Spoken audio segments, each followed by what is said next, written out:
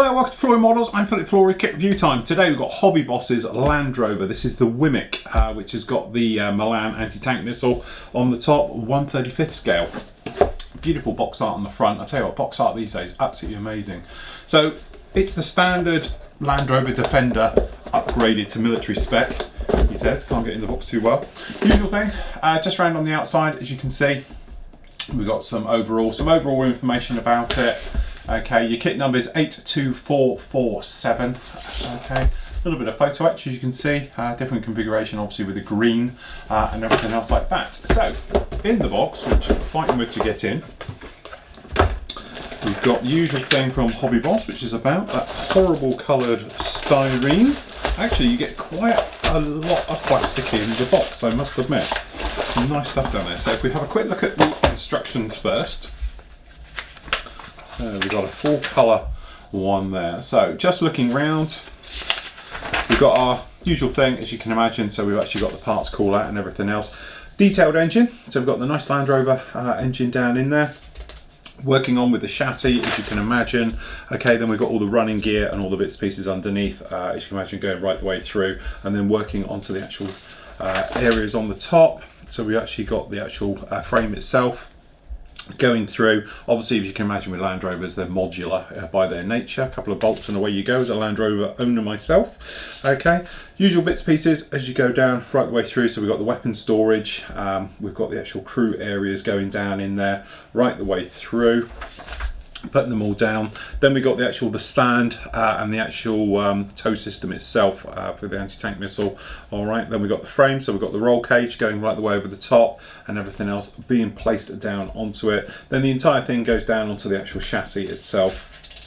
Front bulkhead going in, so obviously you've got the pedals and all the rest of it, and transmission. Okay, then we've got things like, you know, obviously all the tools and equipment and everything else going down onto it. Front wings going on, which actually go on just like the real thing, literally. They just blew a couple of bolts and on the way you go. Okay, right the way through, as you can imagine. So we've got things then, obviously the last few pieces, aerial mounts, things like that, IFF plates, all of those going down on there. Then eventually, obviously putting the missile down onto itself, obviously stowed, or you can have in the deployed. And then you've got the front forward facing MG on there. And away you go and things like that. I was just looking at these. Obviously it's photo etched bending for the rack system that goes onto the bonnet itself. All right, actually doesn't look too bad. And as I say, as a Series 1 Land Rover owner in the past as well, so I am a complete Land Rover anorak. So here we go, in frame one. Sorry, we're getting slightly ahead of ourselves here. Just have a look at the sheet. So, you know, your standard olive drab right the way over, or you can do it in the desert colour for the actual desert yellow. We've got the Milan system still in the green. Don't know if it is. I've seen photos of them where they definitely look sandy colour to me. So obviously a little bit of a personal choice how you want on that one. The only thing I haven't seen, which we'll have to have a look in the box, is the decals themselves. So in sprue one, we've got a nice little protective cover over something here, so we just hoof through that without cutting through the item itself. So generally, as you can see, straight off the bat, some nice moulding, all of this, no problems at all. We've got no sign of flash absolutely anywhere. What I am liking is the moulded in seat belts and the various things, as you can see, going on down with those. The ammo cans all very nicely detailed, the front bulkhead, and everything else all looking extremely nice. We've got crew equipment here as well. So we've got the British assault rifles, the L85s down there, GPMGs, and all those areas. So you get a nice little bit of stowage equipment and all those areas. And as I say, no sign of flash or mold problems or anything else. Very cleanly done. All of that, and some very nice details as well. So that's very good. Okay, and then down in here, all separately bagged again, which is a lovely little touch.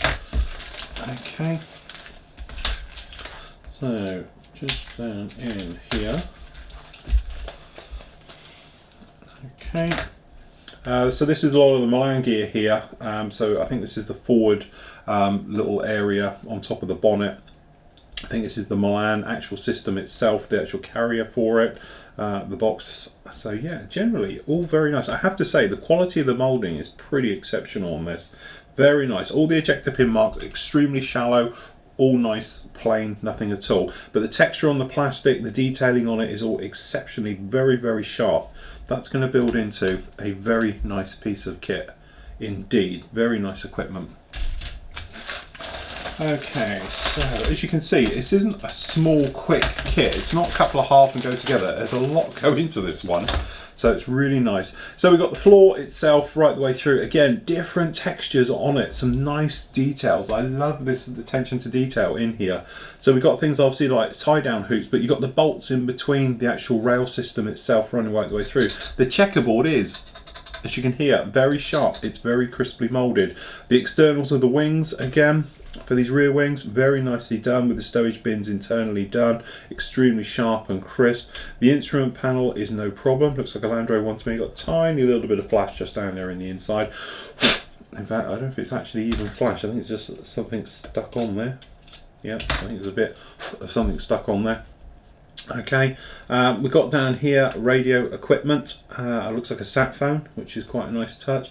Again, the air grills on the top, the wheel hubs, things like that, beautifully molded, all of that. You got a little bit of ejector pin mold under here, and obviously you will see it from on the underside. So depending on how sort of angle you want to be with this, if you want to take care of those, no one's going to see it. But generally, very nice. Nice touch here. We've got the front wings, separate sprue. Nicely molded, as you can see. So we've got the standard grills up here on the top. I'm working right at those. They are absolutely exquisite, very nicely done. Extremely sharp molding, very nice. In fact, this is probably some of the finest molding I've seen on a vehicle to date.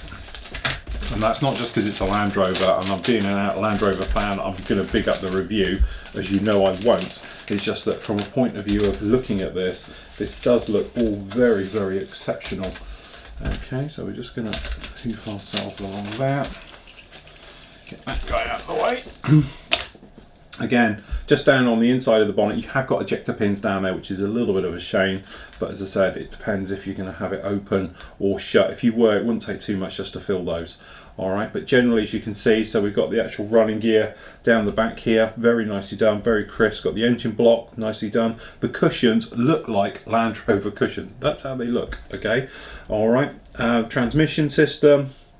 We've got the head and everything else down there, the exhaust system, fuel tank, everything else, all looking really nice. And what's really strange is obviously, as you know, someone's owned a Land Rover, I know what they look like. It looks like Land Rover bits. If you've ever had a Land Rover, you know you just take them apart. If you smack it and you need a new wing, you just bolt a new one on and things like that. It does look like it.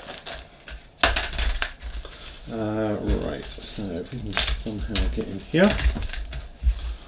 Again, beautifully protected, all of the smaller parts. You know, there's not much reason to do it, but they have done it. So we've got the actual chassis itself down the bottom there.